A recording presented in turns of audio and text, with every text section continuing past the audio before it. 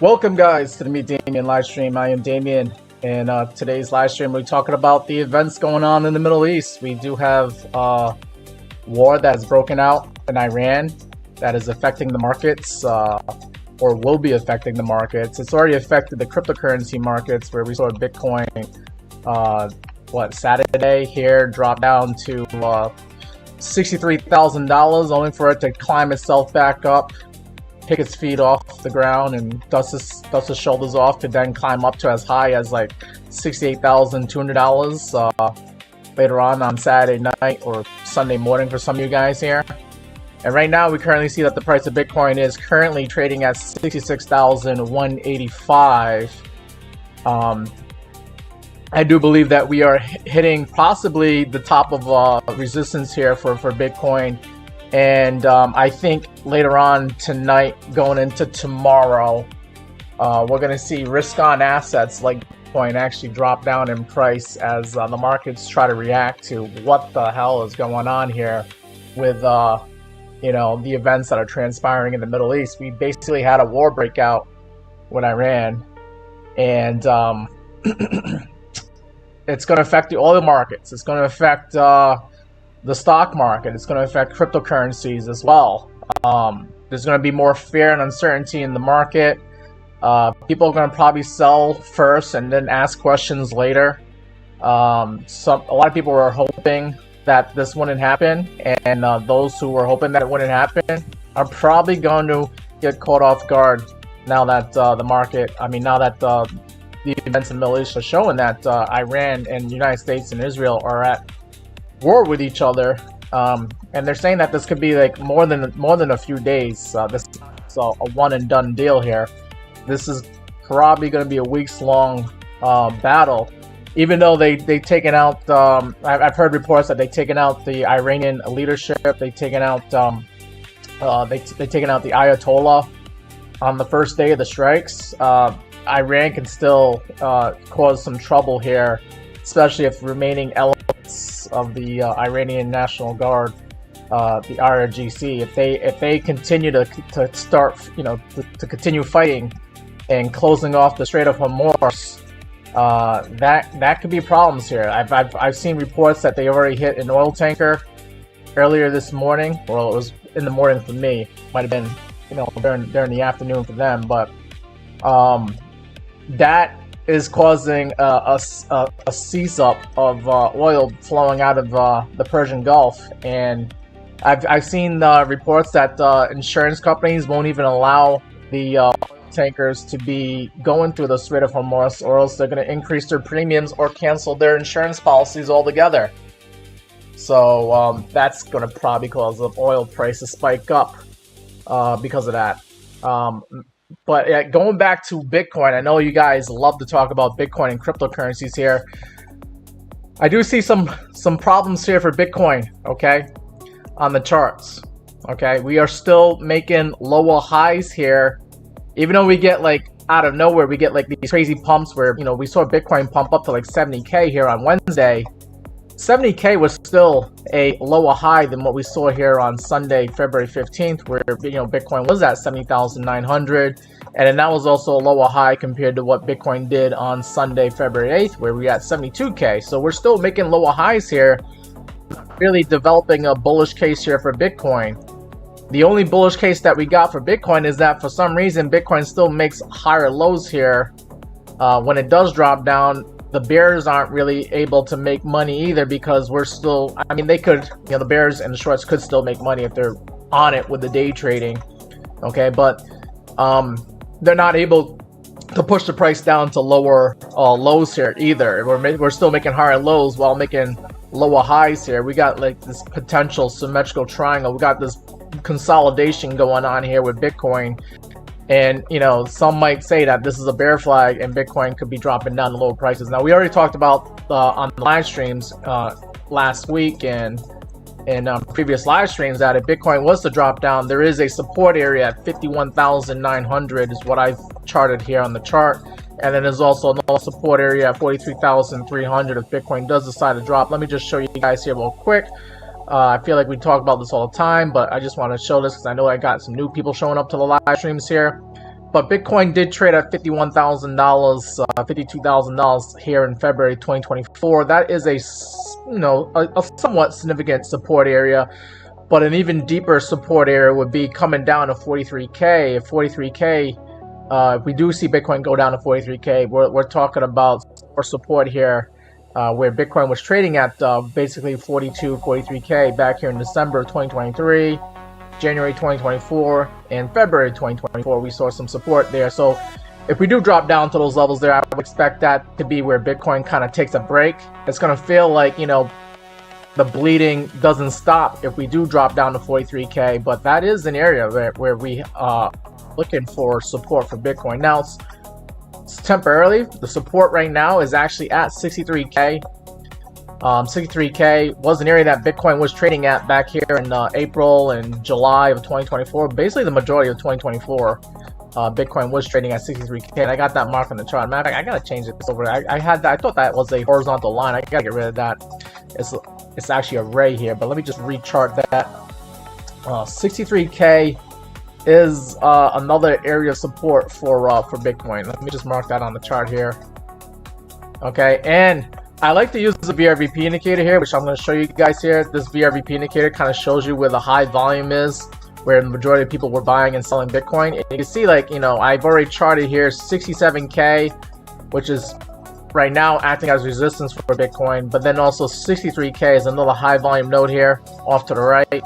And then, of course, you know, below us, we got the 51K area, which is somewhat of a support area for Bitcoin, but not too much support. And then, of course, 43K, a lot more support with a high volume node there. So that's what I got here with the VRVP indicator here.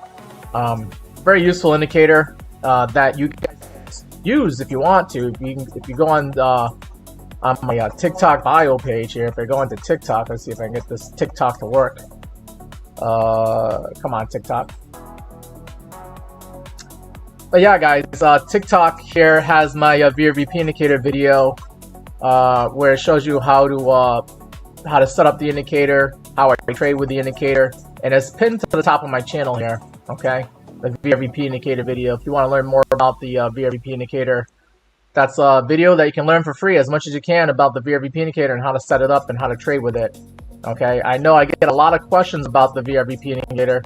And it's one of the reasons why that video has a lot of views on it, mainly because even experienced traders, they see the use of using the VRVP indicator, and they want to add it to their charts and learn how to trade with it as well. So it's definitely a good video to start using there. Nicole says, is that my own indicator? No, it's not. It's actually an indicator that you can find here on TradingView.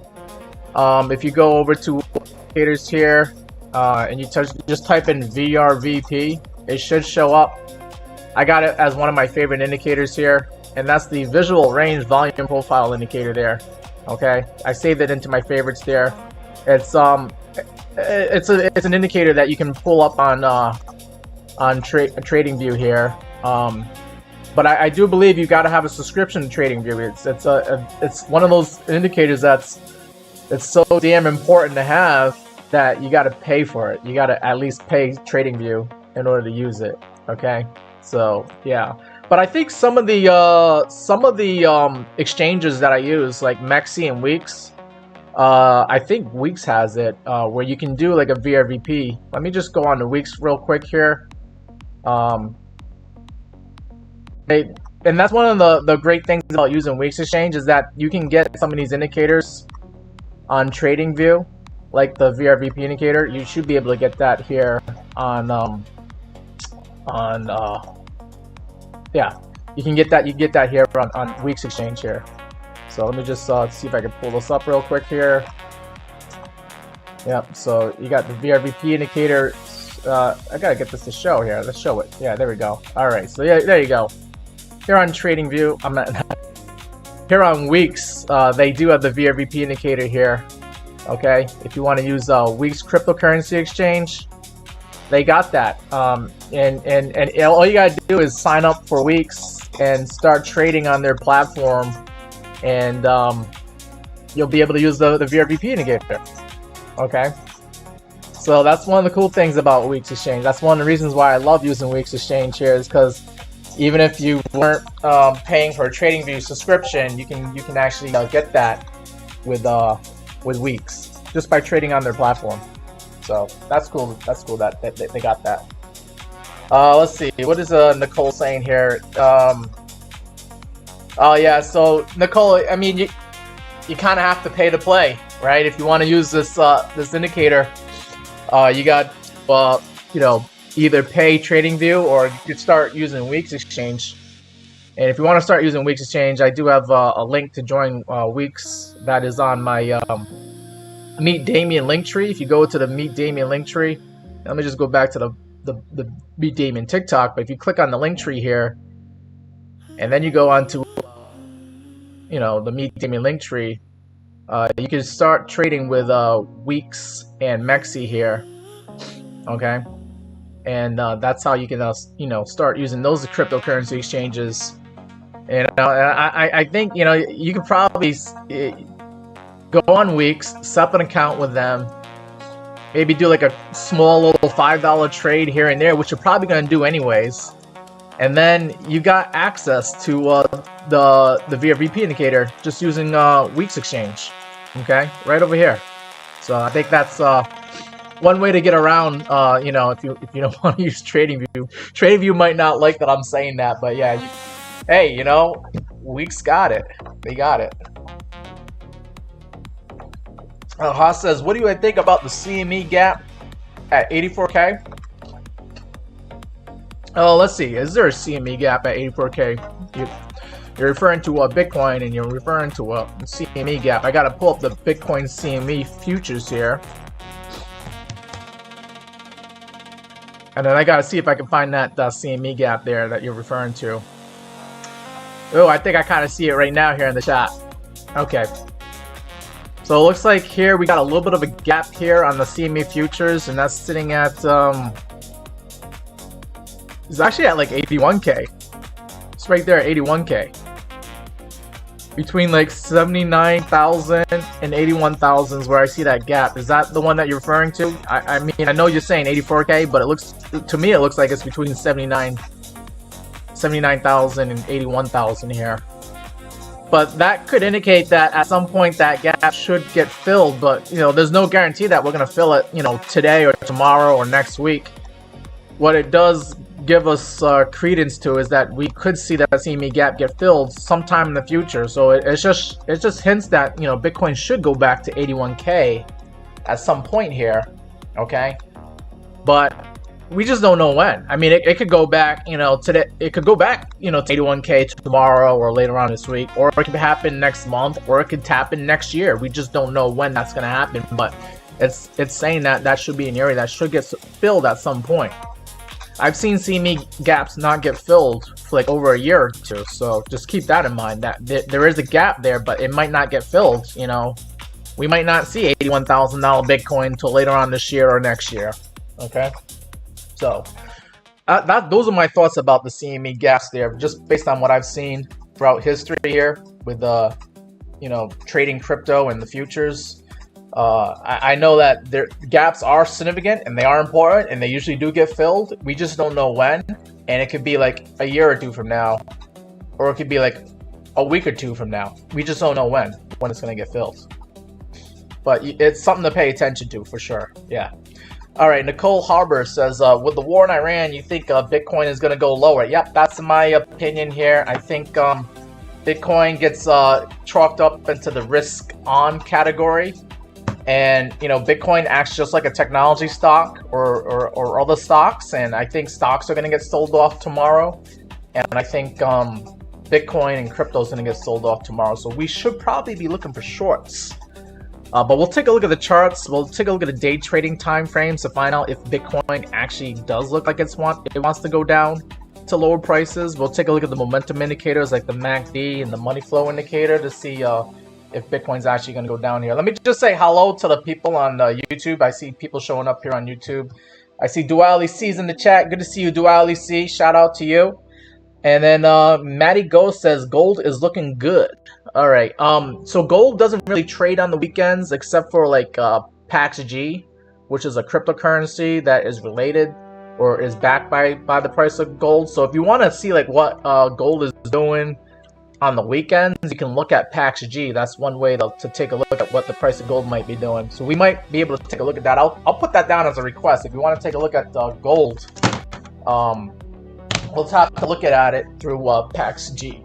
Now, where's my marker here? All right, yeah. So we'll take a look at PAXG as a request here because I believe that's what Matty Ghost wants to take a look at. And let me see, is there any other requests here? You guys have any other cryptocurrencies you want to take a look at? Cryptocurrencies are the only things that are trading during the weekend.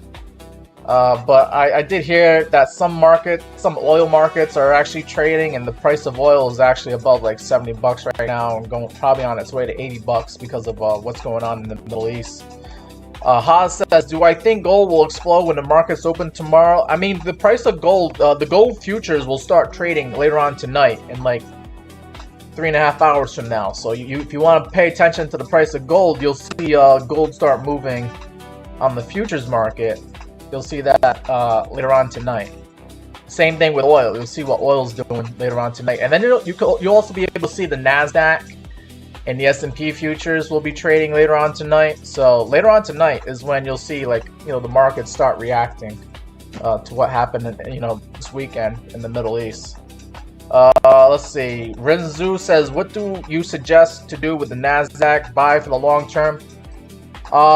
So with the NASDAQ, those are technology stocks. I'm not financial advice, but I do think you can see how much of a dip we get this week in the stocks, and then you can take a nibble at it. But it's all dependent upon like earnings report. We actually did have like earnings throughout the past couple of weeks here for fourth quarter earnings, and I think Nvidia had a good earnings report, but it wasn't spectacular. So Nvidia got sold off like the next day, even though like they reported good earnings. They just didn't report good enough guidance. The guidance wasn't spectacular. So I think you could try to like dollar cost average into the NASDAQ if that answers your question there, because I think stocks are gonna have a trouble with the Middle East, with the events going on in the Middle East. I think inflation is going to probably go up if oil prices, if they have problems with the Strait of Hormuz, and if Iran is still able. I mean, Iran has taken a significant blow with their leadership getting taken out.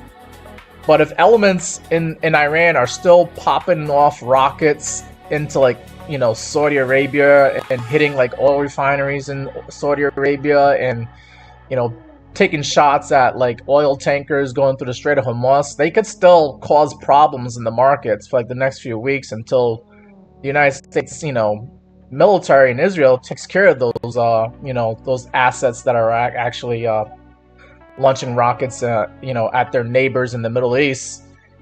Once they take care of most of that, then you might see oil prices start coming down, but that could be like later on this month or next month. We might see oil be a problem, and then if oil's a problem, then inflation's a problem, and that's going to affect stocks. That could create buying opportunities for stocks. So I think you might see some buying opportunities later on this week and this month and going into next month if you're patient. But anyways, let's take a look at Bitcoin on the 1 hour time frame, and then we're going to take a look at the price of gold. Okay, so let's take a look at this here. Oh wait, I'm on the CME futures. I'm gonna take a look at the price of Bitcoin actually. Yeah, the actual spot price of Bitcoin here. Okay, so spot price for Bitcoin is at $66,000. And like I said earlier in the live stream here, Bitcoin's still making lower highs here on the 1 hour time frame. I'm just gonna bring the movement now just for now. But you can see that Bitcoin's still making lower highs here, frustrating the crap out of the bulls and the longs that are trying to see higher prices here. However, Bitcoin is also making higher lows here, frustrating the crap out of the shorts and the bears that are trying to look for lower prices here on Bitcoin. So we're in a consolidation pattern here for Bitcoin, and it looks like if we continue doing what we're doing and frustrating the crap out of everybody who's trying to long and short Bitcoin, there should be some resolution by the middle of this week, towards the end of this week, by like Wednesday or Thursday. Bitcoin, I mean, it could continue frustrating the crap and just go sideways at 65K, which I feel like that's not going to happen. More than likely, we're going to break down out of this potential symmetrical triangle, or you could call it a pennant, or you could call it a bear flag if you want to call it that. We could break down, sometime on Wednesday or Thursday later on this week, or we could break up. I know that doesn't really help. And that's why I gotta look at the momentum indicators to figure out, like, are we gonna go up? or are we gonna go down here? All right, so let me just look at the MACD here real quick, and that might give us some idea as to like what could happen here with Bitcoin. And I'm on the 1 hour time frame because it's a day trading time frame, and this is showing here on the 1 hour time frame that we do have selling pressure here on Bitcoin, and it looks like the selling pressure started around 4 a.m. this morning Eastern time here.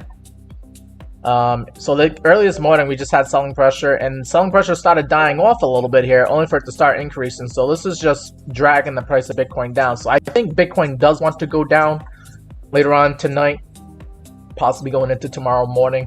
Okay, so that's just what I see here on the 1 hour time frame here. And then let's see if what I can hear. I got a new money flow and market cipher B indicator here. This is by DeluxeAlgo. Message me, guys. Message me if you want to use this indicator here, because this is a brand new indicator that I'm starting to use here. And it still has the good information here, where you can see like the buy and sell dots here. Like, so you got the buy dot here is this teal looking color here, and then you got the sell dot as this like purple. Okay, and then what we got here is the money flow. Money flow still in the purple, or you know, magenta if you want to call it. I don't know what color should we call this, magenta or purple? But I think you understand, like, this is negative money flow here, and then positive money flow is this teal color here, okay? And on the 1 hour time frame, we do have money flow in the green, all right? Money flow is still coming into Bitcoin, believe it or not, all right? It just looks like it was a lot more negative here, back here on Friday, going into Saturday morning. And then we saw the money flow start increasing and going into Bitcoin towards Saturday afternoon. I think that was after they found out that they took out the leader of Iran and a bunch of other leaders here. So people were probably thinking that Bitcoin was going to go up to higher prices here, and that the war is going to be a short war in Iran. I think that's why we saw Bitcoin, you know, climb up to like 68K. 68K last night. However, we're down here at 62K. Money flow did start coming in the morning hours here, so that's going to be a problem. If we continue doing that, then we're going to eventually see money flow go negative, and you'll see that probably later on tonight going into tomorrow. So that's what I'm a little bit worried about here with Bitcoin. Also, you can see if you want to just, you know, if you're a pattern trader here, if you're just one of these guys that likes to trade patterns and trade the pennant that we're in, you can see that we're at the top of the pennant here, or near the top of the pennant. And unless we just, you know, keep pushing up towards the top of the pennant, we're eventually going to get rejected off this pennant and come down to low prices. And if we do come down to low prices, it looks like we could see like 63K or 64K all over again for Bitcoin going into, like, you know, later on tonight, going into tomorrow. Is what I'm seeing here. If we're going to stay in this this pennant here on Bitcoin. Let's see. Liquid Hunter says we're getting close to the squeeze. You were hinting at a possible short squeeze, or it could go the other way. We could get a long squeeze. Carl says, should you buy silver or what? I actually am trading silver right now on MEXC exchange. I'm in a long on silver on MEXC. So this is the exchange that I use to trade silver right now, and that's MEXC exchange right there. And you can see that I am in a 10x long on silver. I recently put more money to work yesterday. I got in at $93 here. Right now it's at $94.96. And you can see I'm up about 17% on my 10x long here. However, I've been going in and out of silver, and I do have some like realized profits here, about $92 here on that silver trade here. So I mean, if I cash out right now, you could add 92 plus 39. I'll be up about $130 on that silver trade that I got into. Right now, I'm just using about $220 of margin to stay in that trade. I haven't really figured out. Well, did I figure out what I want for a take profit? No, I didn't. I actually have 2 stop losses here. So let's I think I'm gonna get rid of these stop losses here. Well, get rid of the I gotta figure out what I want to do here with the silver trade, because I didn't really put a take profit. Oh, okay. Take profit is 120. All right, so let me go ahead and I'm gonna get rid of this old stop loss right here. And if silver goes up to $120 here, I'll be up 285%. I'll make 600 bucks. All right, so I already put it in. I thought I didn't put a take profit in there, but I did. And the stop loss right now is at 93 bucks. I'll lose $7, right? That's a pretty awesome trade if you ask me. If I'm able to stay in this trade, I might lose $7, or I can possibly make 600 bucks here. I think that might be worth staying in there if I can on that trade. We gotta talk about the PAXG, because my buddy Matty Ghost was asking about gold, or he said that gold was looking good. We could probably take a look at gold and silver. Liquid Hunter says, "Am I on MEXC?" Yes, I am on MEXC exchange. I do have, if you guys want to start trading on MEXC, I do have a link here to start trading on MEXC. That's my referral link there, using the Meet Damien link tree. You could start trading on MEXC exchange, and you can also start trading on WEEX exchange using those links right there. And if you guys want to hang out in the Discord server, which is free to join, I do got a Meet Damien Discord server where we talk about, you know, what's going on in the markets, and you can ask me questions when I'm not live streaming, and I'll try to get to your questions and answer them there. Let me just show you the Meet Damien Discord server real quick here. But yeah, this is the Meet Damien Discord server. If you decide to join, free to join. You'll see when I go live. I just posted it up there. We've been talking about, you know, oil and what's going on in the markets here. And yeah, apparently I found out about the oil tanker getting hit, and I found that out right here in Discord. I think Marine was the one that posted it up there. But yeah, I also posted that there could be more attacks here from potential. Iran has like these shipping containers that they're using as like carriers to carry their drones, and that's going to make things a little bit harder for them to find out, you know, where these carriers might be if they're disguised as shipping containers. But yeah, Lorraine was the one that told me about you know, Iran striking the oil tanker here. Okay, and she basically said, me, Damien, and anyone else who bought oil will do well. And I have bought oil. I am trading oil futures here on Coinbase exchange.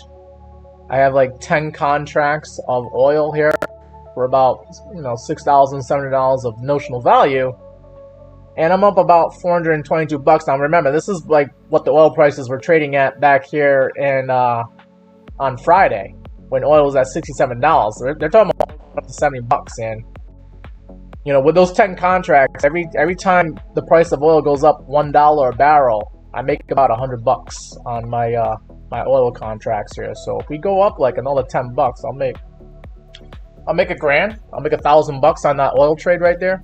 So we'll see. But anyways, let's take a look at PAXG, which was a request here from Matty Ghost. PAXG is a cryptocurrency that trades the price of gold. It tracks the price of gold here. We got PAXG Tether, all right, on Binance Exchange. And we see that right now, wow, PAXG is trading at $5,400 right now. I think the highest price we've seen for PAXG was PAXG going up as high as $5,600.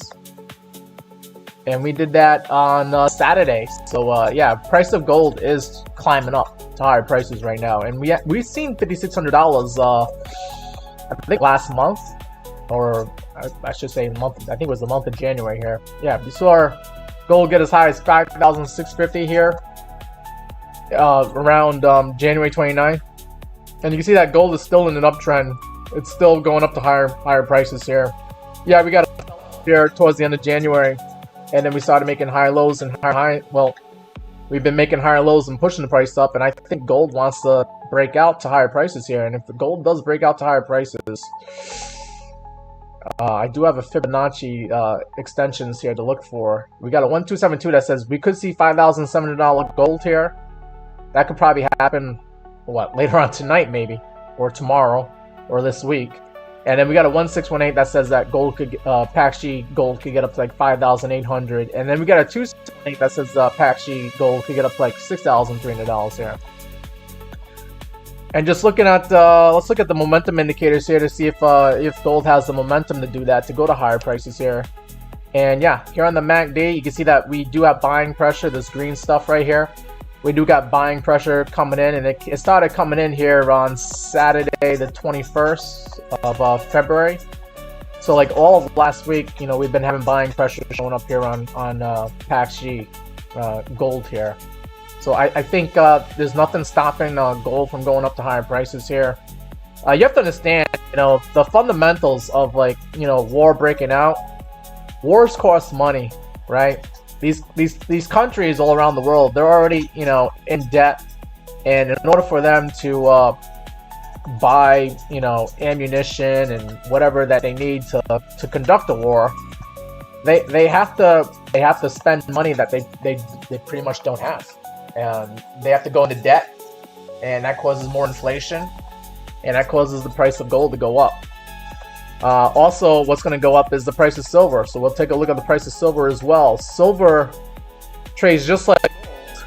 You know, it's another monetary asset that the you know, the banks like to use to cover their debts.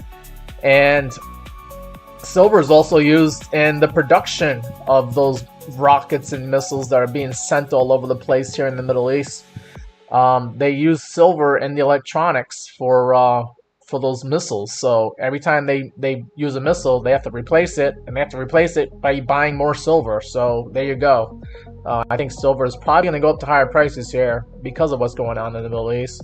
And here I do have a Fibonacci that I drew. You know, when silver was at $45 here, I think that was like back in October, right? We saw silver at $45, and it's doubled in price since then. But then I took that Fibonacci up to the top here, where we saw silver at $121 on the end of January here. And we got some Fibonacci levels to look out for here. We do got a golden pocket sitting at $92 and $95. That's kind of like where we're at right now. We're already at the golden pocket, so there could be some resistance here for silver. Not going to act as resistance, and then we could probably push our way up to the 786 retracement at $105. That is another area to be looking out for silver. And then, of course, we'll see if silver can actually climb back up to the all-time high of $121 here. And that's why I got, you know, on MEXC exchange, I got my target at 120 bucks here. Oh, wait, that's not MEXC. That's not the one that I wanted. Hey, this thing is freezing up on me. There we go. All right, but yeah, I do got my target for silver at 120 bucks. Yeah, because that was the previous all-time high. I mean, well, that was the all-time high for silver. So you know, if I'm able to stay in that silver trade, I like to stay in it until we get to 120 bucks here on silver. Now, does silver have the momentum to do that? It probably does, because gold was looking like it had the momentum to do it. But here on the MACD indicator here for silver, we do have selling pressure that came in February here, but the selling pressure started dying off, and now you're getting buying pressure here on silver. And, you know, with that buying pressure showing up, you see that the blue line crossed the signal line, the blue line crossed the orange line to the upside. You got a MACD crosser to the upside. I think silver is ready to go to higher prices here, for sure. Unless out of nowhere we just get a dump, okay? And yeah, that could happen, where the blue line crosses the orange line to the downside, and we get a MACD crossover to the downside like we saw back here in January. But, I mean, I highly doubt that, you know, just with what's going on in the world here, you know, with fear and uncertainty and what's going on in the Middle East. Then I've heard, like, you know, China might get involved and start sending some military weapons to Iran. Because China benefits from you know, having Iran as a partner here. They benefit in the form of cheap oil that they get from Iran. Right? Most of the Iranian oil is sanctioned, and China still buys it anyways. They give the middle finger to the West here, and they buy the oil at a discount because Iran can't sell to anybody else but China. And China doesn't care, because, you know, we've been trying to do sanctions and tariffs on China, but we still need China to provide us the cheap goods that they send to America. So it's like, it's a relationship that's hard to break here, and China is able to get cheap oil because of that.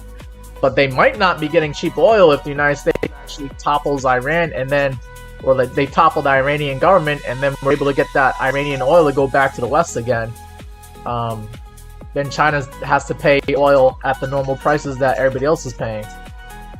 So I think China has an incentive to actually cause problems for the United States and Israel and help out Iran if they can. All right, let me go back in the chat, see what you guys are saying here. Max says, what do I think about oil and silver? I think oil and silver are going to be going up in price this week. Man Sabu says silver will push 100%. Gold, silver, copper value goes up during war. Yeah, so gold and silver will go up as they usually do during war and times of uncertainty. And because the price of silver goes up in price, anything that any products that they use for that has silver in it, they'll start using copper instead as a cheaper alternative. So then that's going to cause the price of copper to go up as well. So I think this year could be a good year, or at least the beginning of this year could be a good year for commodities, including oil. Oil did not participate in the rally that gold and silver and the precious metals were doing last year. But now it looks like oil's finally going to get its time to shine, as far as going up to higher prices, unfortunately for everybody that has to pump gas. We're probably going to see higher prices at the gas pump. But you can take advantage of it by buying oil futures, okay? And you can buy oil futures here on Coinbase Exchange. I showed you guys here early in the live stream that you can buy oil futures. I got like 10 contracts here of oil right now. I'm up about $422, but that's with the price being at like, what was the last price here? 67 bucks here. Okay. We've seen the price of oil go up as high as $67.36 on Friday. If it opens up at like 70 bucks or higher, I make about $100 every time the price of oil goes up a dollar on oil contracts. So if we go up 10 bucks, I'll be up $1,000 on those oil contracts. So I am playing oil. I'm playing silver right now. I'm not in any cryptocurrency trades at this moment, but I am thinking about shorting Bitcoin if that's possible, if I can do that. And I need to get out of this thing. Let's see. Yeah, I am thinking about shorting Bitcoin as a possible play here. Maybe shorting maybe Ethereum or Solana or some other cryptocurrency as well. User 83748 says, how will the stock market open on Monday? It's probably going to be bad initially. And then we'll just have to see. It all depends on if they want to, I'm sorry, not if they want to, but it all depends on if we start getting hints that the Iranian government is about to surrender, then that could be good for the oil markets. Or if we start getting hints that they're not able to cause problems with the oil tankers, then that would probably be good for the market. Just got a report. There was an oil tanker that got hit earlier this morning, earlier today. Let's see. Let's take a look at what CNBC is showing here. It says that the U.S. crude oil is set to top $70 a barrel when trading begins on fears of Iran's supply disruption. Tanker traffic through the Strait of Hormuz has effectively come to a stop. Okay, about a third of the world's seaborne oil exports pass through the strait. And Donald Trump said he has agreed to hold talks with Iran, leaving the possibility that there might be a path to de-escalation. So right now, Trump is talking about talking with the new Iranian leadership about possibly them surrendering. So that could be what saves the markets and prevents oil from skyrocketing to like 80, 90, or $100 a barrel here. But we just don't know. We just don't know how this is all going to play out. Okay. But they are expecting oil prices are expected to jump up when trading opens later on tonight here, as a fear of war between the U.S. and Iran will spiral out of control and lead to major supply disruption. So there you go. There you go. Let's see. Kalishi prediction markets currently see a 79% likelihood that U.S. crude oil will hit at least $73 or more. Oil closed at $67 a barrel on Friday, so they're expecting at least a 10% increase in the price of oil later on tonight. Okay, so there you go. I might have to sell some of those oil contracts later on tonight, because I don't know if what this is true. If President Donald Trump is actually talking to the Iranian leadership that's still, that's still around, and if they're able to get them to surrender or calm down with shooting, oil tankers and stuff like that, then that could cause oil prices to come back down again, and that can bring more stability into the markets. But I think as of now, we're worried that they're gonna still pop up. They're still gonna attack those oil tankers. Let me see. I did see like a news article there. I don't know if you guys want to take a look at the news article, but there was a news article here about Iranian oil tanker getting hit right here. Okay, so there was an Iranian oil tank. I'm sorry, not an Iranian oil tanker, but there was an oil tanker that was struck by Iran here. It says Iran just struck the oil tanker in Hamas. 4 people got injured. Okay, and from what I've read earlier today, I've also seen that the insurance companies are not letting oil companies send their products through the Strait of Hormuz right now, and if they do, they're gonna raise their premiums or cancel their policies. So that's no bueno. And if oil prices go up, that causes inflation, and that makes it a problem for the stock market. So that's another reason why the stock market might not be going up anytime soon, unless Iran surrenders. We got Steve Hickey in the chat, and we got Scar Jessica. Hey guys, good to see you guys in the Meet Damien YouTube live stream here. Good to see you guys. You said Meet Damien. Hey brother. All right. And Duel C. Yep, you guys are saying hello to each other. Chiama, I'm also doing a TikTok live stream for my YouTube guys. You can see here I got my phone here. I am doing a TikTok and a YouTube live stream, and I'm just trying to keep up on the chat here with all you guys here. Chiama says, hi Damien, what about Ethereum? Is it a sell? Alright, we'll take a look at Ethereum for you.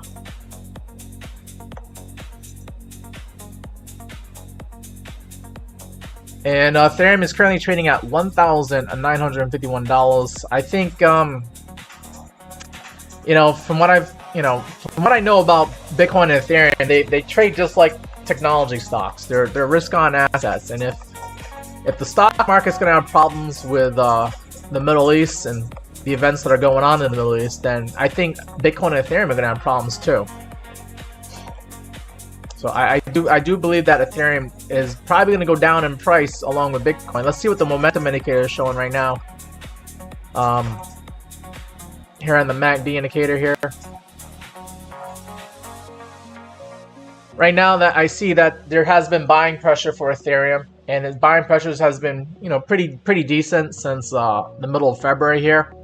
However, buying pressure is starting to decrease, and if it continues doing that, you'll eventually see selling pressure start showing up, and you'll see the price of Ethereum go down to lower prices here.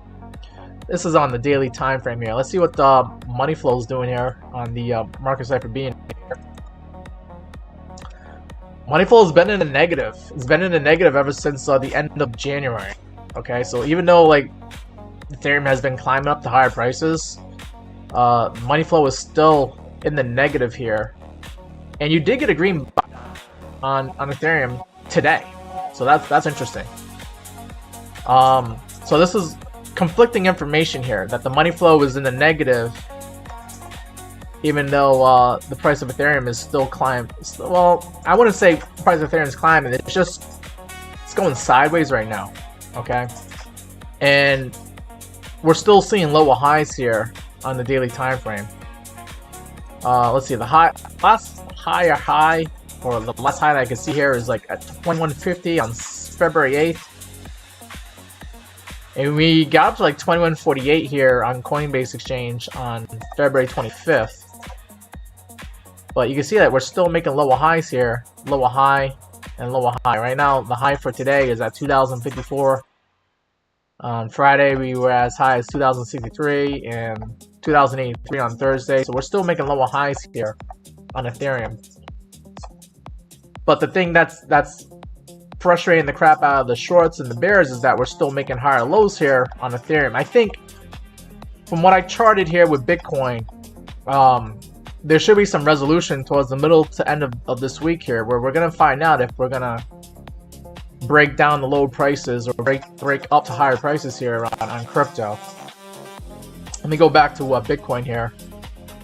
Okay, Bitcoin, I did chart out that Bitcoin was in this pennant, or some might call it a symmetrical triangle, and it looks like we're not going to get resolution on this until actually this is showing that we could take this all the way to the middle of March. Friday the 13th of March is where we could get some resolution for Bitcoin to either dump on us or maybe climb its way out of this symmetrical triangle here. But I think, you know, just looking at, you know, the pennant here for Bitcoin, we're at the top of the pennant. And this is really, if we're going to stay in the pennant, this is probably the highest price you're going to get for Bitcoin. And then Bitcoin might end up coming back down to the bottom of the pennant maybe later on this week, where we might see Bitcoin at 63K. Okay, 63, 64K. So if we're going to stay in this pennant and still conform to these trend lines here, I think the highest price you could have got Bitcoin was earlier today and yesterday.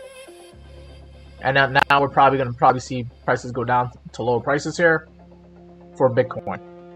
Just if you're a pattern trader, if this, you know, if we stay in this pattern here, I think that's what we're going to see here for Bitcoin. Oh, Steve is in TikTok. Hey, Steve, I see you here. Don't forget to follow me here on TikTok. I'll go ahead and follow you as well, Steve. I'm going to follow. Oh, you did follow me. I'm going to follow you back right now. Thank you for checking me out here on TikTok, Steve. Thank you, Slick, for following me here on TikTok as well. Carlos says, do you think it's a good decision to sell Bitcoin? I don't give financial advice. That's something that you have to figure out for yourself, if you should sell Bitcoin. But right now, I think you could probably be getting the best prices you can get in the next, you know, if you have a short-term time frame here, I think the best prices for Bitcoin are like right now to sell, and then we could possibly see Bitcoin go to 63, 64K later on this week. Okay, but the thing I'm worried about with Bitcoin is if this is a bear flag, right? I've already talked about this in previous videos and live streams. But if this is a bear flag, then we could see Bitcoin drop down to like 51,000, 52,000, that red number right there. The support level for Bitcoin, because if you just look left, right? Look left, we did see about Bitcoin trading at 51K back here in February of 2024. For a little bit there. It did it for a few days, a few weeks here before we shot up to higher prices. Okay, so that's going to be a support zone for Bitcoin if Bitcoin does drop down further here. And then there's another more significant support zone where Bitcoin traded sideways at like 43K for about, you know, 3 months here. That's going to be a support zone for Bitcoin. If we ever do go down to those levels there, I think the bleeding will stop at 43K here. And that's why I got that marked on the chart here, just to remind myself that 43K is an area to be looking out for here on Bitcoin. Just looking at previous price action history here. Let's see what you guys are saying here on YouTube chat. Scar Jessica says, we'll see what happens when futures open shortly. Yeah, that's going to be very important. Futures is going to be opening up in like the next 3 hours. So we're going to see a lot of stuff happening here for oil, the price of gold and silver. We'll see what happens with the S&P and Dow Jones futures. Futures markets opens up in 3 hours. Definitely got to pay attention to what's going to happen. I think that's when we'll probably see the price of Bitcoin drop down, if it is going to drop down up there. I think a lot of people are worried about Bitcoin dropping down. I can't see how a war breaking out is actually good for Bitcoin. Some people were surprised yesterday when Bitcoin did climb up to like 68K after it dropped down to as low as like 60. Well, we got down as low as like 63K. So we went from like 63K to 68K, and that's like almost like a 10% move up in price on Bitcoin. And I think that had mainly to do with the fact that we were getting reports that they eliminated the Ayatollah and most of the Iranian leadership. So I think people were thinking that that this is going to be a short battle, a short war in the Middle East. and they were trying to front run that by actually buying Bitcoin now at what they thought was cheaper prices at 63K. I mean, 63K is a support area for Bitcoin. I got that marked on the charts here too. So that was the move I guess some people were making yesterday morning, Saturday morning. They heard that reports of the Iranian leadership were being taken out and that this could be a short war. Okay. However, we are still in a war, and they already elected a new Ayatollah. We'll see how long that lasts. But and they're still, you know, firing missiles at you know, their neighbors in the UAE and Saudi Arabia. And there was an oil tanker that got hit earlier this morning. So I think if we continue seeing a battle going on in Iran, in the Middle East, then yeah, Bitcoin's probably going to drop down like it already did. It already dropped down from 68K down to where it is right now at 65, 66K. And if things continue and the battle continues on, I think we're going to see lower prices here for Bitcoin. Now, I can't just go on a hunch or by thinking. I have to show you like why I think that, okay? If I go into like the 4-hour chart, we'll see what the 4-hour chart is showing as far as like the momentum here on the MACD indicator. And you see that the momentum here on the 4-hour chart on the MACD is showing that buying pressure was here on Saturday, but now it's starting to die down a little bit here on Sunday. And if we get a MACD crossover to the downside, that could be really bad for Bitcoin, where we'll see lower prices here for Bitcoin. Okay. And then as far as like the 1-hour time frame goes, it's a short-term time frame. The 1-hour time frame is where I like to do my day trading analysis at. And on the 1-hour time frame, yeah, you know, we did have buying pressure yesterday when we thought it might be a short war. But I think, you know, when we heard about the oil tanker getting hit and them electing a new Ayatollah to replace the one that they eliminated, this is why, you know, right now on Sunday we're seeing selling pressure here on the 1-hour time frame. So I'm actually interested in shorting Bitcoin, but with the volatility that we got, I usually do a 40x leverage on my longs and short. I think I might have to reduce it to like 20x leverage just so I can stay in the short. Now, if I'm going to try to short Bitcoin, obviously, like, you know, earlier this morning would have been a better time when we saw Bitcoin at 67,300. And then, you know, last night when it was at 68,000, I'm going to put my stop loss right above the high from yesterday at 68,200 just to stay in the trade. Now, it would be nice if it would be better if I could, you know, enter the short at a higher price, you know, at 67,000, like the top of these candle wicks here on the 1-hour time frame. So maybe I don't go too hard on the short. Maybe I do maybe half of my position here now, and then see if we go up to higher prices, and I'll try to short again at like 67K if I can. But shorting at 65,900 or 66K, I could do that. And then I could probably see if I could take some profits here at 63K is where I think, you know, Bitcoin could possibly go down to. Maybe like 63,300. So I'm gonna see if I can do that here with you guys here on WEEX. I'm gonna try to get into a trade here on WEEX exchange with you guys.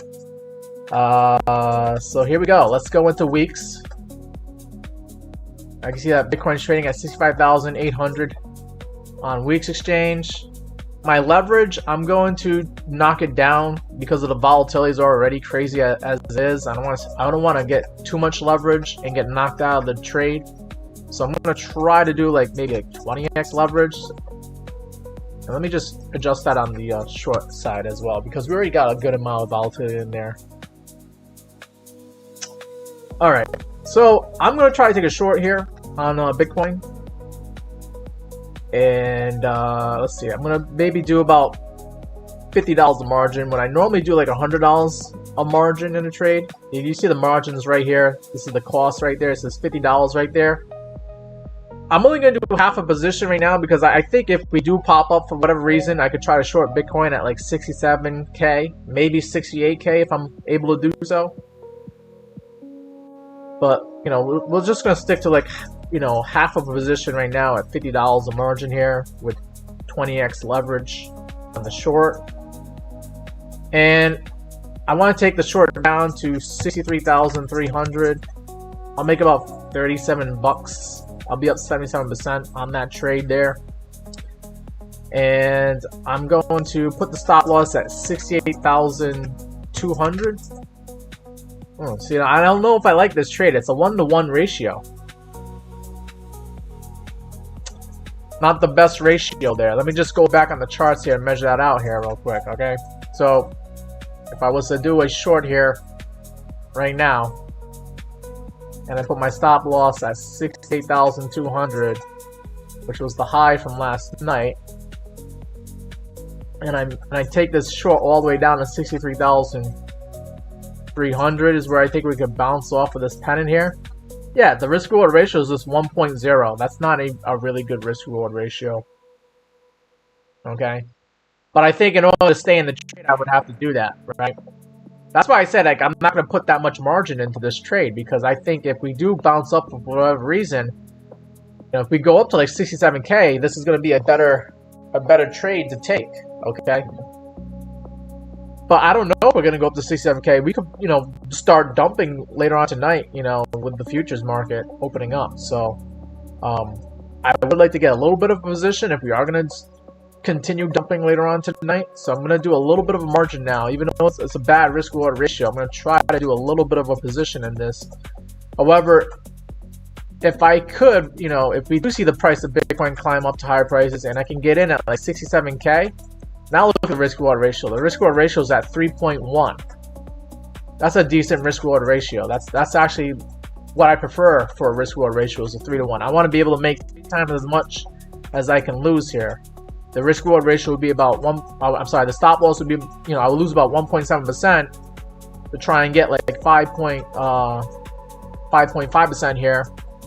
And with 20x leverage, you know, 5.5 becomes about 100%, I believe. Yeah. You know, 5 times 20. Am I doing my math right here? Okay. So that would be a better short entry at 67K here. But 66K, not the best. But if we're gonna just continue dumping, then I might not have to worry about, you know, my stop loss getting hit. And I can always move the stop loss down lower, and then it becomes a worthwhile trade to take here. I think for now, we'll just do a partial position of shorting Bitcoin at 66K here. Stop loss at 68.2. I'm still going to get into this, but I'm not going to do a lot of margin on it. I'll add more margin if Bitcoin does go up to higher prices here. So yeah, I'm going to stick to that. We're going to try to do 63K. We'll be up 77% on the short. And the stop loss is high right now, just so I can stay in the trade here. But I'll lose $34 if I'm wrong here. Okay, so let me go ahead and do that. I'm gonna enter that short right now here on Bitcoin using WEEX exchange. Just double check the work. We're gonna get in at 65,800 on the short, 20x leverage, taking it down to 63K. Stop loss at 62. Boom. Let's go. Did I do that as a limit? Oh no, it's gonna take a while. I thought I did as a market order, so it might actually take a little bit here for me to. Oh wait, no, I'm in. All right, so there you go. I got 65,884, and yeah. Oh, now I'm in the green. I'm up a little bit there on the unrealized profits, 20 cents right now. But we'll just let that thing cook. We'll see how that plays out later on tonight. Not on the live stream, but for myself. You guys can ask me here on the Meet Damien Discord how that trade's going. If you guys want to join the Meet Damien Discord, for my YouTube guys, the link is in the description to this video, and also in the description to my channel here. Let me see if I can go into Meet Damien here, but you should be able to see the link to join the Discord channel here. You can hold me accountable. Like, how's that trade going with the Bitcoin short? I got the Meet Damien Discord link right there for my YouTube guys. And for my my TikTok guys, you can go here to my bio. Don't forget to follow me. Thank you guys for following me here on TikTok. Oh man, I got so many of you guys. Appreciate that. And then just click on that link tree right there, which will take you over to the Meet Damien link tree. And then you just click on this link here, and you'll be able to join the Meet Damien Discord. And just, you know, you'll be able to stay in touch with me when I'm not live streaming. And you'll see me, so you'll see what we're talking about here on Discord. Like right now, we have Lorraine talking about, you know, an oil tanker here that got hit by Iran. 4 people got hurt. I hope they recover from their injuries as fast as possible here, and we'll have to keep them in our prayers. And hopefully, there's not more here. But Iran did say that nobody should be transporting oil in the Strait of Hormuz, and I think, you know, we just found out one of the reasons why that's the case. But yeah, here on the Meet Damien Discord, you'll be able to see when I go live. I post up when I go live here.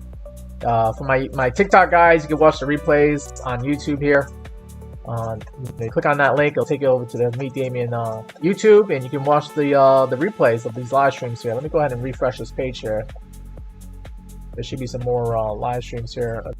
Yeah, come join. If you, I am trying to get some more subscribers here, and you guys can watch the videos again, the replays of these live streams here on the Meet Damien live stream here. But yeah, there it is right here. There's that live stream right now. And put the crypto markets going crazy again. That's the live stream for today. War in Iran sends Bitcoin up, crypto pumps up, but is it a bull trap? I think it is a bull trap. And that's why I got in on that short on Bitcoin. Oh my, is my short playing out right now? Right now at 65,600. Let me go back 12 weeks here. Did I make a little bit of money? I did. I'm up 9% on that 20x short here on Bitcoin. So I think that was a good idea to get into a short on Bitcoin here. But we'll see. You know, something crazy could happen. Like, we could get the Iranian government issuing a surrender. If they surrender, then Bitcoin's probably going to jump up. Oil price is going to go down. A lot of craziness is going to happen if that happens. I got to reset the music here. I just lost my music. Scar Jeskull here on YouTube says, U.S. and Israel has controlled the air, so it will be minimum what Iran does at this point. Scar Jeskull says, you think it's going to go up?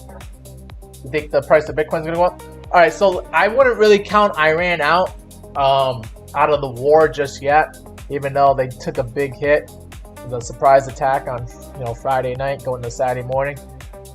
Iran still has, I believe, a container ship where they can send drones from their container ship. They have like a drone carrier. Let me see if I can find this here on the Discord. I was talking about this on my Discord here, where Iran has this thing called a drone carrier. Okay, and there could be more than one drone carrier. As far as I know, they spotted one last month. But what they're doing is they're actually using like container ships, right? They got container ships that they converted into drone carrying warships here. If I click on this link here, let me see if I can click on the link here. See if yes, take me over to the link, please. But Iran has a drone carrier. Oh man, stop with the advertisements here. And this is, I believe that's what it looks like here. They converted one of their carrier ships, one of their container ships, into a carrier that can launch drones. So I don't know if they took this thing down. If they have not taken this thing down, then Iran can still cause problems in the Persian Gulf. They're probably looking for this thing right now if they haven't taken it down yet. But then, could there be more than one? I don't know. And then we don't know what their proxies could probably do. The Houthis, right? The Houthis over in, I believe, like Yemen, they could probably close down not the Strait of Hormuz, but they could probably close down the Suez Canal. So we just don't know how this is going to play out. I wouldn't really say that, you know, Iran is done until they say they're done. We gotta get them to surrender for the markets to go back up again. Stygian says, what's up, Damien? Since when we got 60 people in the live 2 weeks ago. Sometimes my live streams get up that high. I've been getting like 40, 50, 60 people every now and then. It all depends on, you know, if TikTok is gonna recommend the live stream to people here. But yeah, it's good to see that there are more people showing up to the live streams here. I'm also getting more followers here too, so I appreciate that. Appreciate you guys following me on TikTok. We try to cover what's going on in the markets here. And right now we got some news in the Middle East that are affecting the markets. So that's going to affect our investments and what we decide to get into and get out of here. And then G says World War III, Bitcoin can be up. I don't know if Bitcoin's going to go up initially during the beginning of a potential World War III. And I don't know if it's World War III. I mean, it's not going to be World War III if it's just Iran versus US and Israel. A world war would have to be Russia getting involved, China getting involved maybe. China could possibly get involved by sending more weapons to Iran. But then it would have to be more than that. It would have to be like maybe China blows up a United States ship, and then we're talking about World War III. If that happens, could China do something like that? Could China send like a submarine and take out like a U.S. destroyer or a carrier or something, and just do a sneak attack on America when we're not even expecting them to help out? I don't think that's going to happen, but I mean, that would be the crazy thing that would start a World War III, in my opinion. Let's see. Nasir says, use your indicator, it works better. Nasir Ribbon, you're going to have to send me a link. Go on the Meet Damien Discord and send me your link to your indicator there. Nasir. QU333 says, what app is this? We're looking at TradingView. Although I don't know what I did look at some other things here. I was looking at like WEEX exchange. So I don't know if you're talking about the cryptocurrency exchange that I was on, but right now I'm currently using TradingView to look at the charts here. And I got into a Bitcoin short just recently here at 65,800, and right now Bitcoin's about $300 below that. Got my stop loss way up here above 68,200, just because I don't know if we're gonna climb back up again. I don't want to get stopped out if I put my stop loss over here. I don't think we're gonna go above 68,200, but if we do, then that defeats the purpose of being in the short. If we're gonna climb up like $3,000 here on Bitcoin, but if we do start climbing up, I would like to enter another short here at 67K if I can. I'd like to add some margin to the short at 67K, and I would still keep the stop loss at 68,200. And if I get stopped out on the short, then I get stopped out. I mean, that means something good's happening here for Bitcoin if that's the case. But you know, let's look at the smaller time frames here. Let's look at the 15-minute time frame, see what's going on here with the momentum indicators here. I do like looking at the MACD. You're getting ideas like what could happen next here. Selling pressure was dying off here about an hour ago, 2 hours ago, before I started the live stream, and then selling pressure started increasing again. So if it still continues on that trend, you know, we're gonna see lower prices here for Bitcoin. And then look at the money flow market cipher B. Money flow is in the negative here. It was a little bit of green for money flow here earlier this afternoon. And we did get a green buy dot here at 1 p.m. Eastern time, but then we got a red sell dot, or I guess we're gonna call it purple now. Magenta, purple. We got a sell dot here, right there. That happened at just when I started the live stream. When I went live at 2 o'clock Eastern time here, we saw money flow go into the negative here for Bitcoin. So I think we're on our way down. And on the way down, I think we might come to a stop here at 63,300 is where I got my take profit on my short. Let me just catch up on the chat here on TikTok. We are live right now. Yep, this is a live stream. Got a nice candle on silver is what Hassett says. The price of silver isn't really trading right now, unless you're trading silver on the cryptocurrency exchanges. Are you talking about XAG USD? That is a cryptocurrency that tracks the price of silver. Carlos Rojas says, how did I calculate that trade? The trade that I'm looking at for the Bitcoin short? Alright, so what I did here was I said, alright, sit in shorting Bitcoin because I think the momentum is to the downside here. And as far as like calculating my take profit, I was like, alright, I know Bitcoin has support at 63K. We've seen it hit support here at 63K in previous days and previous weeks here. Okay, you got support here, okay. And then also if we're in this, if we're in this pennant on, this potential symmetrical triangle or pennant here on Bitcoin, and we stay in the pennant, then we should see Bitcoin get, some support at 63K and then bounce off. So that's why I have my take profit at 63,300 is what I targeted here. I'm basically targeting this uptrend here on Bitcoin, where Bitcoin for some reason still makes higher lows, frustrating the crap out of the shorts and the bears here. Okay, and then why did I pick my stop loss at 68,200? Well, because we did see 68,200 as the high last night for Bitcoin. So if Bitcoin goes up to 68,200 and goes higher than that probably means Bitcoin wants to go even higher, and then my whole idea of shorting Bitcoin gets thrown out the door. It gets thrown out the, it doesn't make sense to short Bitcoin if we're making higher highs, right? So I should probably stop out of my short at 68,200. That's where I put my stop loss at. But right now the risk reward ratio is just 1-to-1. I mean, if it goes up to 68,000, I lose just as much money as I would make if it does go down to 63K here. So not the best short, but if I move my stop loss and I take this stop loss down lower, then it becomes, a good risk reward ratio here at 3. I just want to, I want to stay in the trade. I don't want to get knocked out unless we go up to 68,200. So I put my stop loss at 68,200 for now. Okay. Thank you, Darvin, for following me here on TikTok.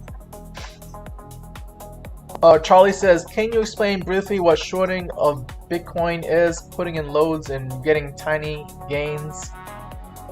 So shorting Bitcoin means you're selling Bitcoin now, so that way you can buy it back at a lower price in the future. And we do that with futures trading.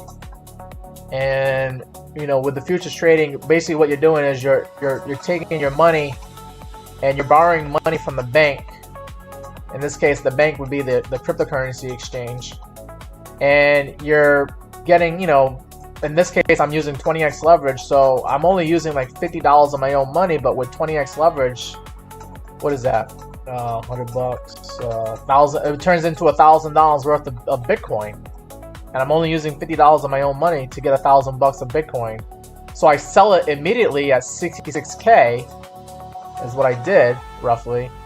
And I'm going to try to buy back in again at 63K. And when I buy back in again, I still got to pay the bank back the money that they loaned me, in this case, the cryptocurrency exchange. But whatever profit I get from, selling it at a high price and then buying back in at a lower price, I get to keep the profit as, my profits for shorting. I hope that kind of explains it a little bit there, Charlie. That's what it's like to short Bitcoin here. We do that with futures, cryptocurrency futures, which you could do on WEEX exchange. That's the exchange that I use. This is basically like a bank. I borrow money from the bank. I did 20x leverage using just $50 of my own money here, and I'm able to buy 0.01 Bitcoin here. Okay. Which is roughly about, I think, like 1,000. Well, it's more than 0.1. It's like 0.014 Bitcoin. So it's about $1,000 worth of Bitcoin that I got right there, just using like $48 of my money. Okay.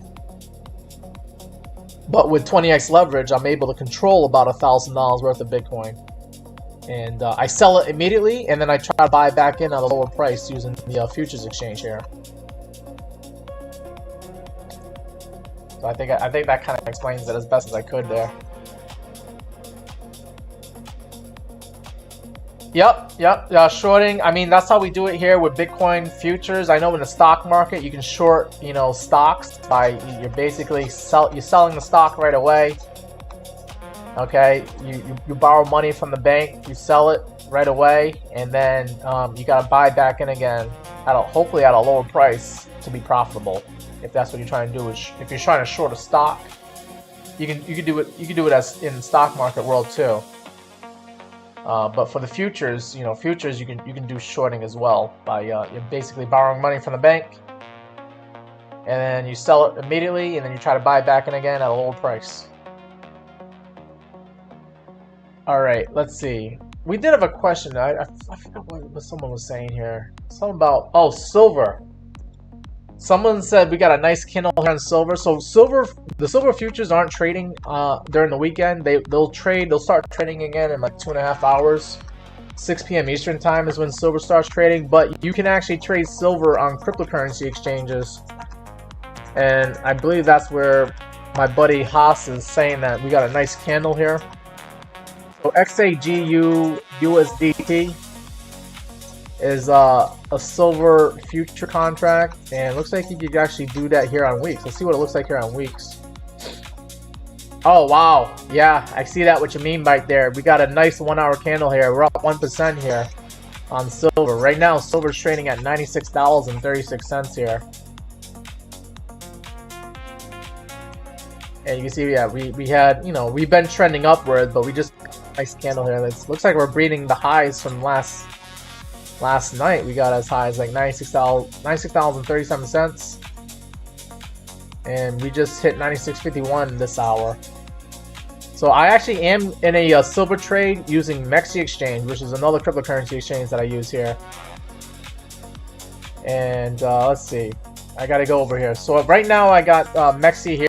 MEXC, that's a MEXC cryptocurrency exchange. Top left, I am a silver long, and let me just click on that silver so I get that showing up here on the chart here. Come on, why is this thing is acting slow on me for a second there. All right, so yeah, silver currently trading at $96.39 here on MEXC exchange, and we got that nice little 1 hour candle there. So I am making money here. It looks like, yeah, I'm up 31% on my silver long here. I got in at $93 here. Right now we're at 96 bucks. I used $200 of margin here for my silver long. I already took some profits earlier, so I'm up 88 bucks on the realized gains here, but I got another $73 of unrealized gains here. So making money there. I'm a little bit curious how oil is going to be here, because I also do have oil future contracts that I trade on Coinbase exchange. And right now this thing is frozen. I have 10 contracts of oil. Last price of oil was at 67 bucks here. And when it was at 67 bucks, I was up 122 bucks here on those 10 contracts of oil. But the way this is set up, like with 10 contracts, every time the price of oil goes up like $1 a barrel, I will make 100 bucks. So if oil goes up another 10 bucks, if we start seeing like $77 a barrel oil, I'll be up $1,000 on my oil position there. Let's see. Scar Jusco says, you think it's going to go up? Silver 105 to 112 bucks. I mean, if it does do that, like going back to my silver trade here, yeah, I'm 70 bucks here, but with my profit, I got my take profit at 120 bucks. If we do go up to 120 bucks, I'll be up about $600 on that silver trade that I'm in. I'll be up 285% if we do go up to 120 bucks here. So I think the trades to be in, guys, to summarize everything up, I think you should be longing silver, longing gold, longing oil. Those are the assets that I think will do well during during a war in the Middle East here.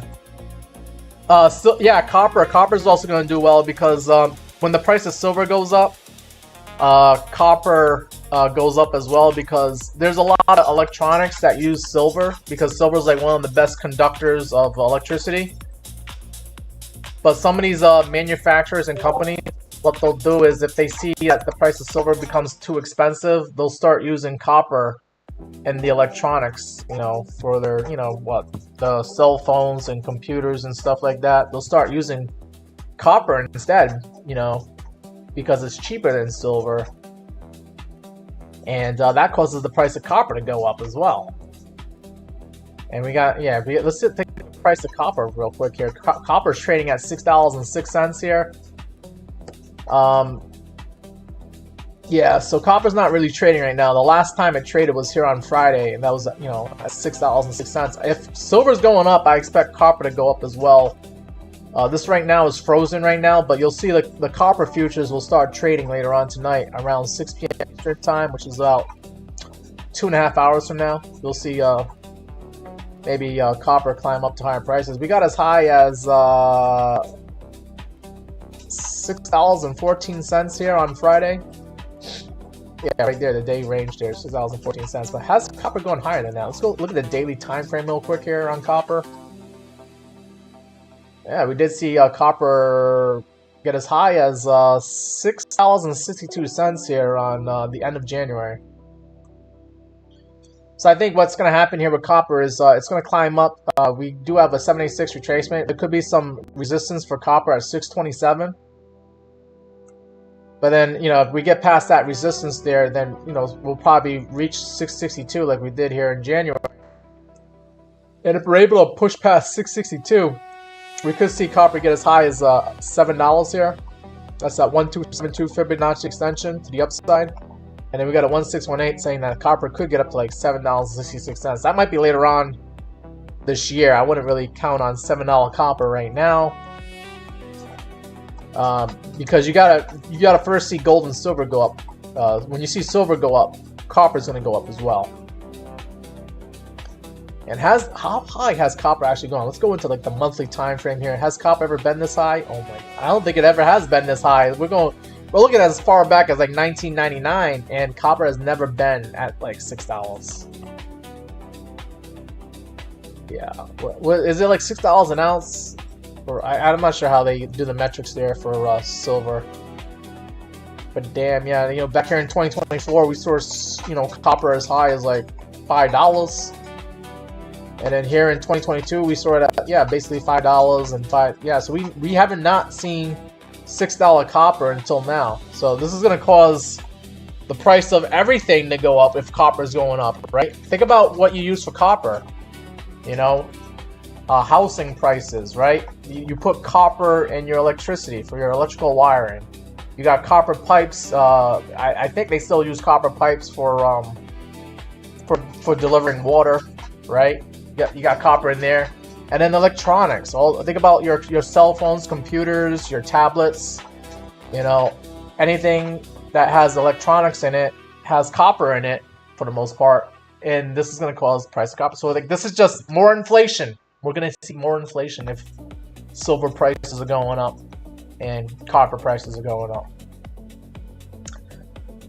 Let's see. Charlie says, is it just a higher stop loss and whatever you call it, a gain loss? All right, so you're talking about the stop loss from earlier with Bitcoin. Yeah, I do have a higher stop loss. I don't think, you know, Bitcoin is going to go up to 68,200, but if it does, I will get stopped out there on that Bitcoin short that I went in, you know, about 30 minutes ago. But if Bitcoin climbs up to 67K, I might add more to the short. I only did like $50 a margin on it, but I'll probably put like another $50 in if it does go up to like 67K. Moshi Shai says silver ain't gonna go down. Charlie says, what's my view on Bitcoin in the long term? I think in the long term, Bitcoin does go through like one year bear markets, and we're like halfway through on that 1 year bear market. The bear market in Bitcoin, in my opinion, started at the all-time high of 126K, in October of last year. So let's go look at the Bitcoin on the monthly time frame, right? Yeah, Bitcoin in October got to 126K, and I just know I've been in trading Bitcoin and crypto since 2017. I saw the bear market of 2018. I saw the bear market of 2022, and those bear markets, they last about a year. So I think Bitcoin is still going to go down to lower prices later on this year, which is great for those who are trying to get in on Bitcoin for the very first time. You'll be able to buy Bitcoin probably lower than 65K. We talked about 40K as a possibility for Bitcoin. Bitcoin going down to 43K is great, because if Bitcoin does go back up to the all-time of 126K, you'll be able to triple. You'll get a 3x on your money. You'll be able to triple your money with Bitcoin if you're able to buy it at 43K. Wait a year or two, and then then you see Bitcoin back at 120K again. You're gonna triple your money. Right now, you could double your money with Bitcoin. You could probably buy right now, and if we do go up to 126K again, you'll double your money for the most part. But wouldn't it be nice if you could just wait a little bit longer and buy Bitcoin at 50K or 40K? I already highlighted these levels here on Bitcoin here, where Bitcoin could go down to 43K. If I pull up the VRVP indicator, you'll see where I'm getting this information from. This indicator off on the right, this is your indicator, and you got a high volume node here at 43K. I marked that on the chart there. We also got a little bit of high volume here at 51,900. I marked that on the chart as well. And then of course right now we're playing around with 63K and 67K. That's some high. You got some high volume nodes in those levels there. But if we lose 63K, then yeah, we're gonna probably march our way down to like 51K before we get a little bit of support. And then we'll probably get some more support, even more support at 43K.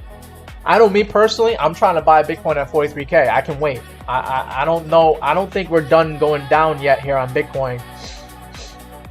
Although it does seem like we're due for a bounce or a relief rally, and I think that's what we're getting right now. Is like we're getting like Bitcoin just chilling out at 60K, because Bitcoin did trade at 60K all throughout like 2024. So all the people here, they're just at break even right now. They're not going to click the sell button unless we lose 60K. If we lose 60K, then people are going to start panicking, and then that's when you're going to see Bitcoin go down to 50K and 43K.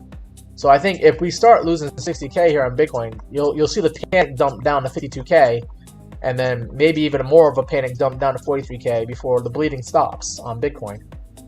And but I just believe like how vicious this drop in Bitcoin's been ever since October. We've been having red month, another red month, another red month, another red month, another red month, and then here another red month here in March.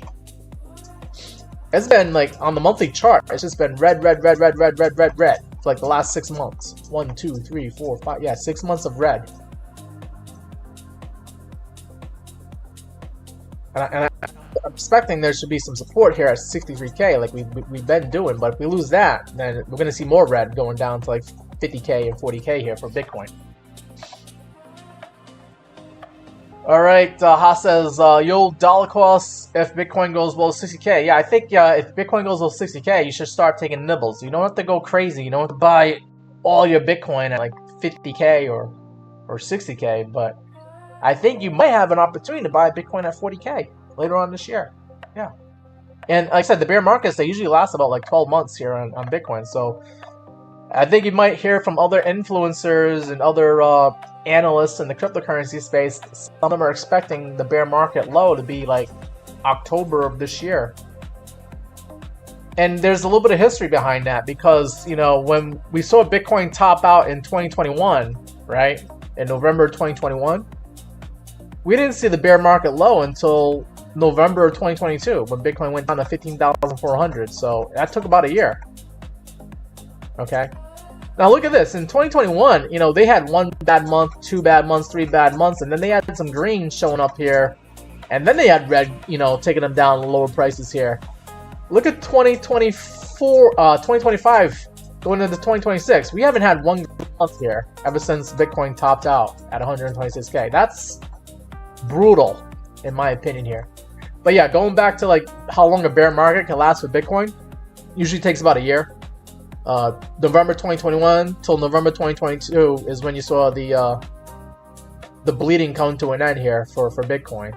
And then going back to like 2017, when we saw Bitcoin top out at $19,800 here, that was December of 2017. I mean, they had a bear market, and they didn't see the end of the bear market until like December of 2018. So that took like 1 year for that bear market to end. Okay, and then, you know what, January, a little bit of a higher low, and in February a higher low, and then you started seeing a better year in 2019 here for Bitcoin. So I think we're in the middle of a bear market that takes about, you know, a year. So I think we might have another 6 months of lower prices here for Bitcoin. Yeah, we might get one good month where we go up. You know, maybe we drop down to like 50K, and then we climb back up to 60K, and it ends up being the green month for Bitcoin. And then the next month we drop back down to 50K, and then we go down to like 40K, like in like October of, you know, 2026, and then we start climbing up. I'm just throwing out numbers there. I don't know what the price of Bitcoin is going to be in October of this year, but I'm just saying, like, you know, we could get one green month where, you know, people will get excited or happy that Bitcoin's not going down anymore, and then we get another couple of bad months that takes us down to lower prices. And what could cause that? I think, you know, this war in Iran could be one of the reasons why we go down to lower prices for Bitcoin, below 60K. All right, but then who knows what's going to happen next later on this year? I mean, with the prices of Bitcoin going down to low prices, like, what's going to happen to MicroStrategy, right? MicroStrategy, they're on leverage for their Bitcoin. Do they have to sell their Bitcoin if Bitcoin goes to low prices? What happens to some of these cryptocurrency exchanges out there? You know, we saw FTX go bankrupt in 2022. Is there going to be another FTX bankruptcy? You know, another cryptocurrency exchange that gets knocked out, you know, and causes fear in the market. You know, and it doesn't have to be a bankruptcy. There could be a cryptocurrency that gets hacked, a cryptocurrency exchange that gets hacked. Last year, we saw Bybit get hacked. Bybit got hacked, you know, when Bitcoin was at 100K, and that caused the price of Bitcoin to go down. But imagine if there was a cryptocurrency exchange like Bybit getting hacked this year. What is that going to do? Like, if think about it, if, like, you know, God forbid, you know, if WEEX or MEXC gets hacked, right? Or maybe even Coinbase. What would that do to confidence in the market if this cryptocurrency exchange is getting hacked and the price of Bitcoin is already at, you know, the lows for the year? Yeah, Bitcoin's going to go down to lower prices. People are going to get scared if we get another cryptocurrency exchange hack. So, or bankruptcy, right? It could be a bankruptcy.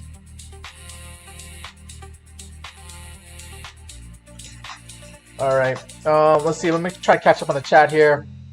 Charlie says everyone seems to think it will 100% keep going down, but then up again years later.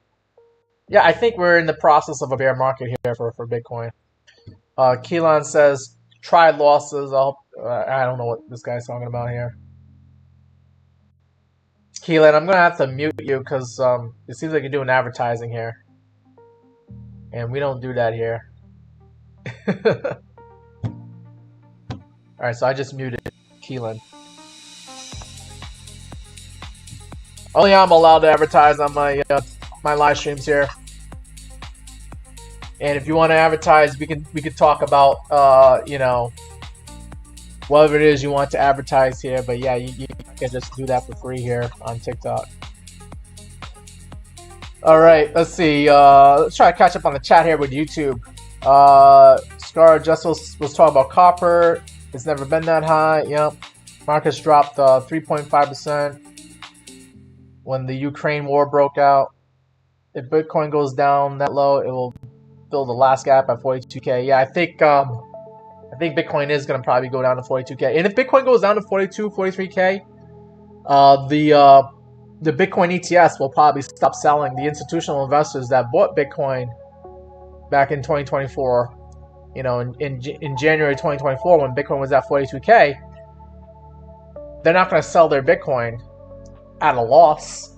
They'll wait, you know, a year or two to sell their Bitcoin at higher prices. Right now, the Bitcoin ETFs that the institutional investors that bought Bitcoin at 42K in January 2024, they can sell their Bitcoin right now at 65K and still be in profit.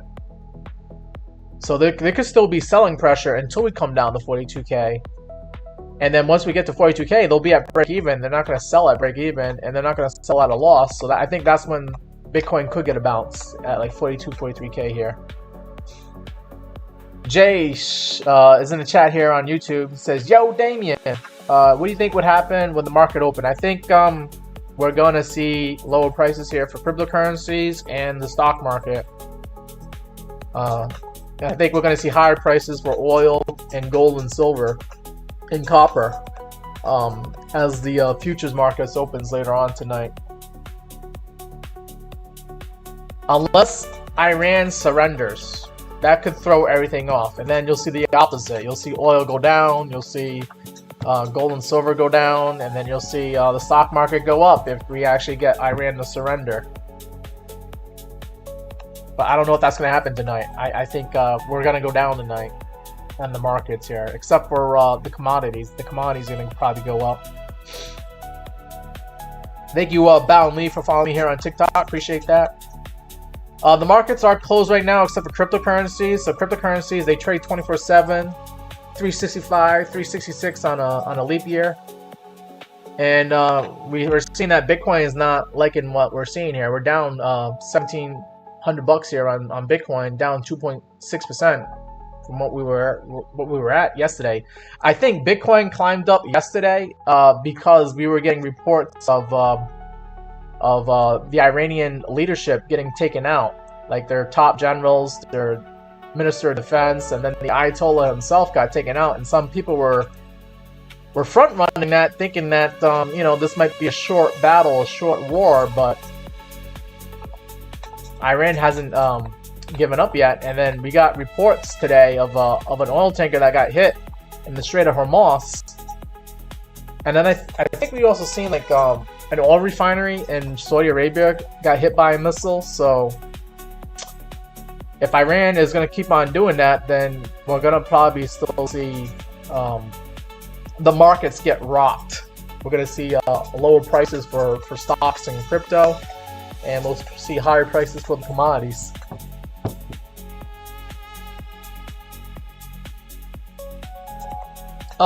Jay says, why do I think oil prices go up when U.S. is self-contained with oil reserves in Venezuela as bonus oil? Because the rest of the world is not going to get their oil. Like the United States gets their oil from like Canada, from the United States itself, Mexico. I think they might get a little bit of oil from Venezuela. I don't know. But then what about the rest of the world that gets their oil from the Middle East? Like the Europeans get their oil from the Middle East. China gets their oil from the Middle East. India gets their oil from the Middle East. And if Iran is blowing up oil tankers out of the Persian Gulf, then none of those countries get oil from the Middle East. And then they have to then start buying oil from the United States and Mexico and Canada. And that causes the oil prices here in the United States to go up. Because now we got new buyers who are trying to buy oil that they can't buy oil from the Middle East because oil tankers are getting blown up. And the oil tankers, I mean, one of the oil tankers got hit, but the insurance companies are not letting the oil companies move oil out of the Persian Gulf right now. They're either going to cancel the insurance policies or they're going to raise their premiums. So they're stopping the flow of oil right now out of the Persian Gulf right now. Jay, I mean, that's a political thought question there. You say, why does the U.S. markets care about other countries? Because we're all interconnected. It is a global economy. I'm not going to get all political and whatnot, but what happens on the other side of the world does affect the United States. Whether we like it or not, it does affect us. Thank you, Tradeaholic, for following me here on TikTok. Charlie says you have some gold and silver, and you assume that the war will make it go up. The problem is that, you know, we are trading. Yes, we are trading what's going on with the commodities here, but at any time, like, Iran could just give up. They could surrender. Donald Trump did say that he is talking with Iranian leadership right now. Let me go into this article here. This is an article from CNBC that says that oil could go up to like $70 a barrel later on tonight. And then we do see here that President Donald Trump said he has agreed to hold talks with Iran, leaving open the possibility that there might be a path to de-escalation. So the leaders that are still alive in Iran, they might actually try to work out a deal with Donald Trump to end this battle that's going on right now in the Middle East. So there's always that. That could always change the markets here. So, I mean, try to take profits when you can if you got profits. And, you know, things could always change on a dime here. But I think right now things are, because Iran hasn't given up yet, we're going to see stocks and crypto go down, and we're going to see commodities go up, in my opinion here.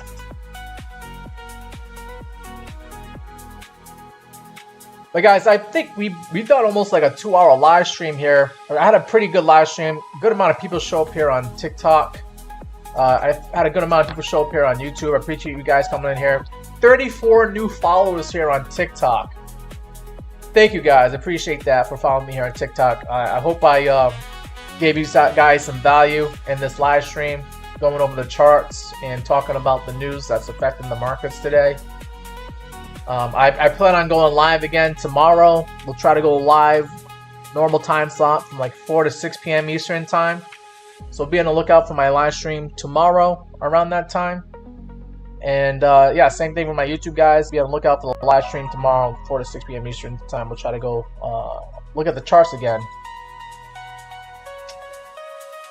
But yeah, I think what I'm going to do is I'm going to close out this live stream. We'll listen to on the way out. I'll try to answer you some of your questions. Some of my TikTok guys here, I'll answer your questions. And yeah, let's just plan on seeing each other again tomorrow. Right now, I am long in oil on Coinbase here, up 400 bucks there on that trade. I am shorting Bitcoin on WEEX exchange. Okay, up about 20% on that trade. And then I am longing silver right now on MEXC exchange, up about 41% on that 10x long there on silver. And silver right now looks like it's trading at $97 here. So I think those are the trades to be taken here. If you guys want to copy my trades there, I'm longing silver, I'm longing oil, and I'm shorting Bitcoin at this moment. And you guys can also stay in touch with me here on the Meet Damien Discord, right? Link is in the description to the video on YouTube and the description to my channel. And then also my TikTok guys, you can either message me and I'll give you the link to join the Discord here, or you could go on to the Meet Damien TikTok channel here, click on the link tree, that link there on my bio, which will take you to the Meet Damien Discord link tree. And then you click on this link here. It is free to join, and you can come hang out and talk more about cryptocurrencies and stocks and oil and all that good stuff here on the Meet Damien Discord. Okay. All right, guys. Appreciate you guys coming on to live stream. I think we had a pretty good live stream, and I'll see you guys tomorrow. Same time, 4 p.m. Eastern time is when I plan on starting. Okay. Take care and good luck trading on whatever investments you get into. Take care, guys. Oh, and I see Darren showed up. Good to see you, Darren. All right, yeah, that's gonna be it. That's gonna be it for this live stream. I'll see you guys tomorrow, 4 p.m. Eastern time.